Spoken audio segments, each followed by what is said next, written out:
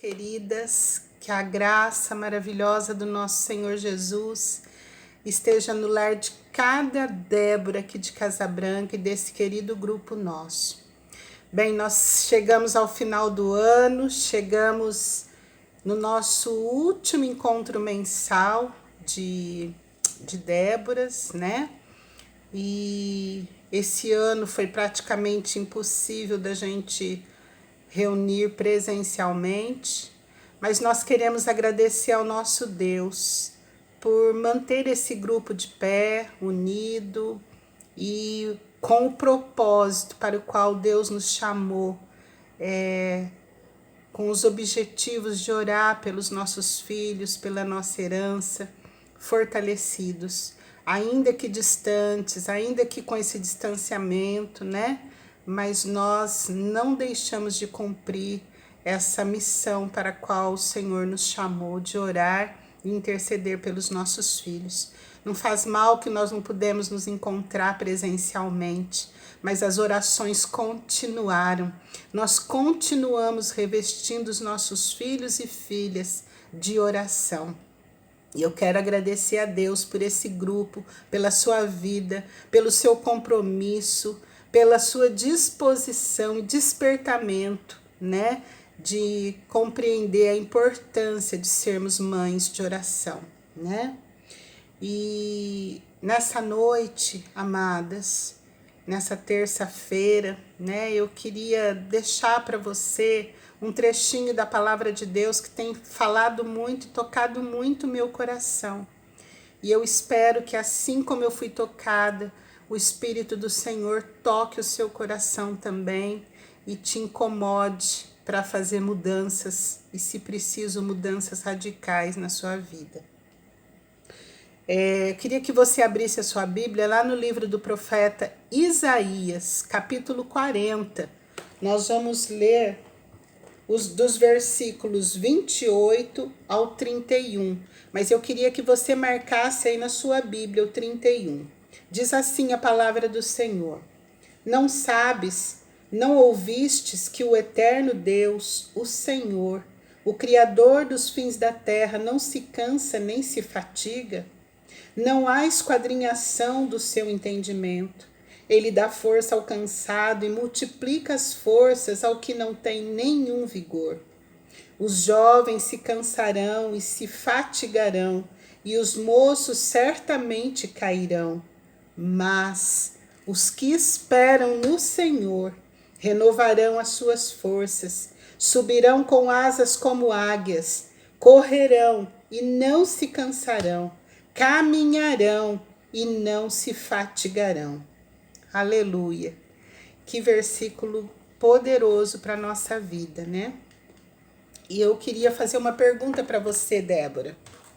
Você tem se sentido cansada? É normal quando chega o final do ano a gente se sentir desgastada, a gente se sentir cansada demais por todas as situações que envolveram aquele ano nosso, né? Isso eu tô falando de modo geral. Todo final de ano, dezembro, eu tenho certeza, eu fico assim, você fica assim, muitas de nós ficamos assim, porque é normal, passou o ano, a gente passou por tantas coisas, né? Tantas bênçãos, mas também tantas dificuldades. Mas o ano de 2020 em si foi um ano totalmente diferente. Foi um ano onde realmente nós fomos provadas, né? Provadas em vários aspectos da nossa vida. E é claro que o cansaço vem, é claro que às vezes o desânimo vem, é claro que às vezes a gente fala, mas Deus, por que aconteceu? Ou com certeza na sua família teve um familiar que perdeu o emprego por conta dessa pandemia, com certeza você teve um familiar que foi acometido dessa doença do Covid-19, com certeza você teve problemas na sua família por conta de tudo isso que gerou, os pais, os filhos, todo mundo em casa.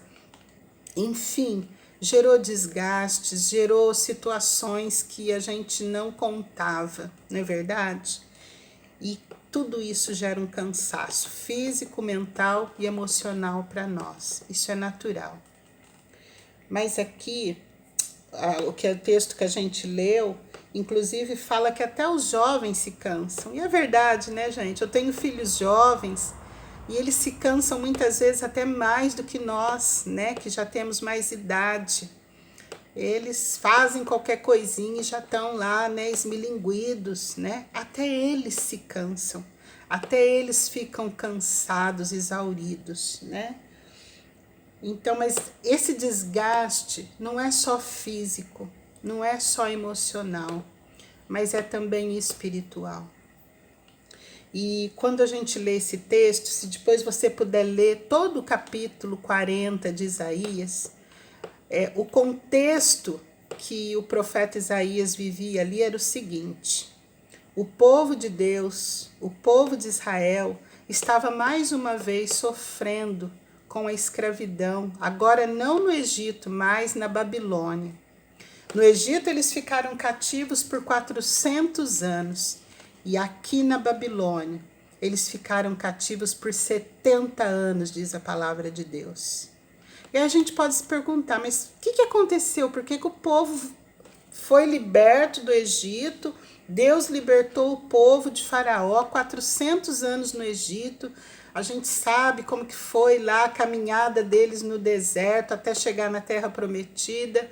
Mas aí passa um tempo, morre uma geração, nasce outra e eles continuam cometendo os mesmos erros, os mesmos pecados, né? De andar fora do caminho do Senhor, ao ponto de Deus trazer novamente o povo de Deus à escravidão, a ser um povo escravo, e agora no reinado da Babilônia. Babilônia era um império muito poderoso e rico da época, tanto quanto o Egito foi, né? E aí o povo de Deus estava lá escravizado há 70 anos, né? Sofrendo as agrúrias de ser escravos. E aí o que acontece? Eles se sentem sozinhos, eles se sentem abandonados, eles se sentem desanimados, eles se sentem frustrados, largados, esquecidos por Deus. E muitos deles falavam: onde está o nosso Deus? Ele não está olhando por nós, ele não está vendo o nosso sofrimento, ele não está vendo o que a gente está passando. Cadê o nosso Deus? E eu queria que você pensasse comigo se muitas vezes você, como mãe, você também não ficou cansada a esse ponto de falar: cadê Deus? Aonde está Deus que não ouve, que não responde? Eu estou aqui ano após ano orando, mês após mês, clamando pela cura, pela libertação do meu filho e nada está acontecendo. Aonde está Deus? Todo mundo fala que Deus existe, que Ele é bom, mas cadê Deus? Aonde Ele está? E aqui o profeta Isaías, ele é usado justamente por Deus para trazer essa palavra de esperança para aquele povo que estava lá sofrendo, angustiado. E Isaías vem com essa palavra: os que esperam no Senhor renovarão as suas forças, subirão com asas como águias, correrão e não se cansarão, caminharão e não se fatigarão. Essa é uma promessa de Deus, é uma verdade de Deus para o povo lá de Israel que estava cativo na Babilônia, e ela é uma promessa real para mim e para você hoje, que estamos vivendo dias difíceis, com nossos esposos talvez, com nossa família, nossos filhos, nosso emprego, nosso trabalho, não importa o que seja que você está passando e que está causando esse desânimo, essa apatia em você. Mas Deus hoje, Ele está falando para mim e para você, né? Que há esperança se a gente esperar em Deus. E Como que eu espero em Deus? Eu espero com paciência. Mas não é uma paciência, um esperar estático, estagnado. Não. E é isso que Deus falou muito ao meu coração, amadas Déboras.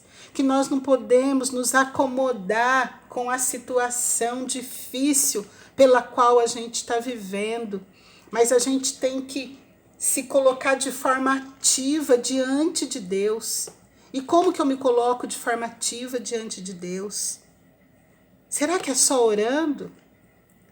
Glória a Deus por esse grupo que ora, que busca Deus, mas também lendo a palavra, conhecendo a palavra de Deus, crescendo em conhecimento da sua palavra.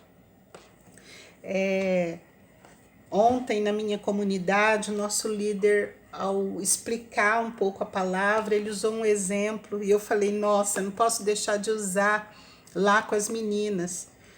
Ele falou o seguinte, que a maior prova de amor que um pai e uma mãe têm de um filho é quando ele obedece os seus pais, não é verdade? Você aí que é mãe, quando a gente dá uma correção nos nossos filhos, a gente dá um castigo, vamos pensar numa criança pequena que é melhor, né? Ela fez uma arte que te deixou triste, e aí você vem, chama a atenção dela, ou às vezes até dá, né, uma correção física nela, e você fala, filho, a mamãe não quer que você faça isso mais, eu quero que você entenda que isso que você fez é errado.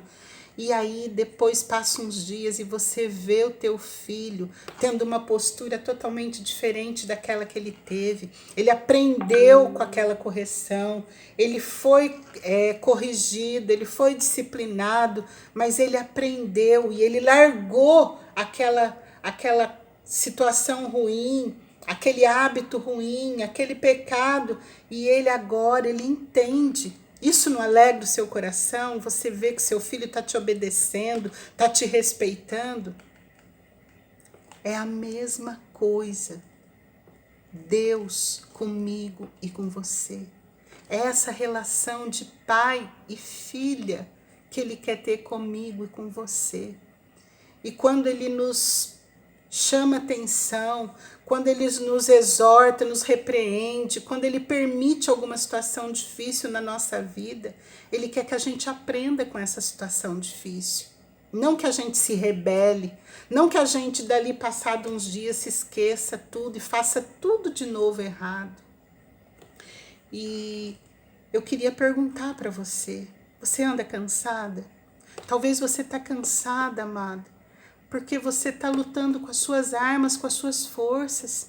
Você está lutando a guerra que o próprio Cristo já venceu por nós. Mas que a gente ainda, muitas vezes, em muitos momentos da nossa vida, a gente coloca Deus de lado e a gente quer ir lá fazer do nosso jeito, da nossa maneira e na nossa hora. A gente quer aquilo agora, né? E não é assim. Deus tem um plano na vida dos nossos filhos, mas Ele também tem um plano na minha e na sua vida, né?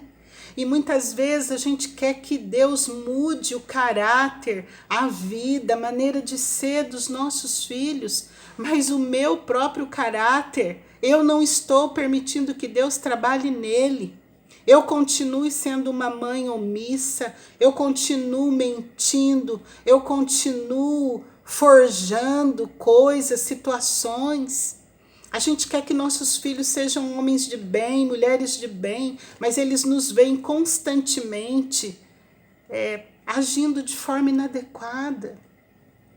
Você fazendo coisas que não está dando um bom exemplo para o seu filho. Nós temos que ser exemplos bons. E para que eu seja uma mãe de exemplo bom, eu tenho que estar intimamente ligada com Jesus Cristo.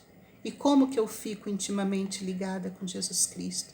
Entregando a minha vida a Ele como meu Senhor e o meu Salvador, o meu Redentor, o meu Pai e o meu amigo.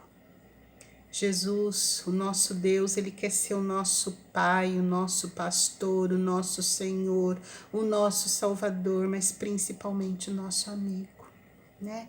Ele quer que a gente fale com Ele, converse com Ele, conte para Ele, que a gente tenha uma relação de profundidade e intimidade com Ele. E às vezes a nossa vida passa tão corrida, tão depressa, que a gente faz as orações tão rápidas, né? E vamos dormir. Mas medita na sua palavra. Queria deixar aqui uns versículos para você meditar aí na tua casa. O Salmo 27, versículo 14, fala assim: espera no Senhor, anima-te, e Ele fortalecerá o teu coração. Espera, pois, no Senhor. O Salmo 31, versículo 24, fala também: esforçai-vos, e Ele fortalecerá o vosso coração, vós todos que esperais no Senhor. Então, Deus, Ele espera que a gente tenha mudanças, né? Tem uma frase que eu gosto muito, que eu levo para a minha vida: tudo muda quando você muda. Às vezes a gente está esperando as pessoas ao nosso redor, nossos filhos, nossa casa, nossos maridos mudarem, mas nós mesmas não mudamos, né? As pessoas à nossa volta precisam ver que estilo é o seu de vida, né? É o estilo que Jesus quer que você viva, né? E eu queria pensar aqui também que aqui a palavra do profeta Isaías, no capítulo 40, versículo 31, ele fala que aqueles que esperam no Senhor renovarão as suas forças, subirão com asas como águias. Por que Deus usa a figura de uma ave como a águia para comparar a nossa vida com Ele? Ele não poderia ter usado outra qualquer. Ele usa a águia, amada, porque a águia é uma ave fantástica, que ela deixa várias lições para a nossa vida, que numa outra oportunidade eu queria continuar falando um pouquinho dela. Mas a principal, uma das principais, é que ela é forte. Ela não se abate, ela não se deixa abater. A águia é uma ave que ela foca o seu alvo. Ela não anda em círculos como o urubu, por exemplo. Você sabia que o urubu, ele voa em círculos? Mas a águia não. Ela voa sempre procurando atingir voos cada vez mais altos, mais altos, mais altos e mais altos. Ela não fica naquele limite. Se hoje ela atingiu aqui essa altura de 1.000 metros, amanhã ela vai querer ultrapassar os 1.000 metros, ela vai querer voar 1.050 e assim sucessivamente. Ela encara os desafios, ela não tem medo da tempestade. Se você pesquisar, você vai ver que a águia, ela, quando vem uma chuva forte, ela procura voar através dessa tempestade. Ela passa a tempestade e vai para os lugares altos, aonde já não tem mais aquela tempestade, aonde ela plana, livre, leve e solta. A águia, ela é uma ave que cuida dos seus filhos. Ela aninha os seus filhos, ela cuida deles. E ela é uma ave também que, quando chega a hora de soltar os seus filhos para a vida, para voar, ela instiga aqueles filhotinhos para sair do ninho, né? E isso falou muito também ao meu coração. Que tipo de mães nós temos sido? E eu queria que nessa noite você olhasse para dentro do teu coração, amada Débora, e fizesse um compromisso sincero e real com Deus, de realmente entregar a sua vida como mãe para esse Deus grande e poderoso que é o nosso Senhor. Que você se sinta impulsionada a ser uma mãe segundo o coração de Deus. Não só orando, mas lendo a palavra de Deus, se aprofundando em conhecimento da palavra de Deus, né? E buscando se fortalecer, porque é através da palavra que nós crescemos, que Ele nos alimenta, né? A palavra de Deus, ela é comida, ela é alimento para a nossa vida, ela é o sustento para nós. Então, nós precisamos estar com bastante sustância, né? Vamos dizer assim, para poder passar pelos embates da nossa vida. Então, eu queria deixar esse desafio para você agora, nesse final de ano. Não deixa de ler a Bíblia, não deixa de ler a palavra de Deus, não deixa de orar, não deixa de buscar, não deixa de clamar, não deixa de visitar o seu cantinho de oração, não deixa de orar pelos filhos e filhas das Déboras que têm sido colocados diariamente aqui. Busque ao Senhor com todo o seu coração, com toda a sua força, e Ele vai se revelar a você, assim como Ele falou com o povo, né, que estava totalmente desacreditado de que Deus os estava ouvindo. E Deus vem e fala: eu estou aqui, eu estou perto de vocês, eu estou vendo o sofrimento de vocês, sim, mas é necessário que vocês passem pela fornalha para vocês serem aprimorados depois. Em nome de Jesus, recebe esta palavra como sinal da graça de Deus sobre a sua vida e sobre a minha vida, em nome de Jesus. Vamos orar agora?